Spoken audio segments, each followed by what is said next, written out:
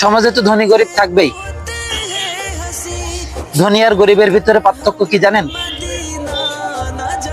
ধনীরা খাবার হজমের জন্য দৌড়ায়, আর গরিবেরা খাবার জোগানোর জন্য দৌড়ায়। আপনি আল্লাহ তাআলা আপনাকে অর্থ সম্পদ কম দিয়েছে বলে আপনি মন খারাপ করবেন? আল্লাহ তাআলার এক বুজুর্গের জীবনী থেকে নেওয়া। তার জীবন নিয়ে বহুত আফসোস ছিলেন, আল্লাহর দরবারে দিনরাত আফসোস করতেন।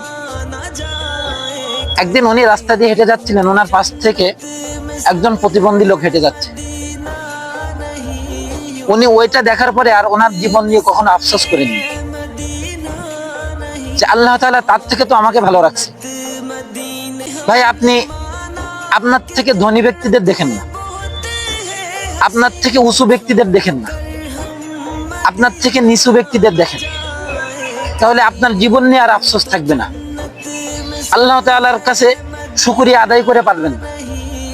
এজন্য আল্লাহ তাআলা আপনাকে যতটুকু দিয়েছে এটা নিয়ে শুকরিয়া আদায় করুন।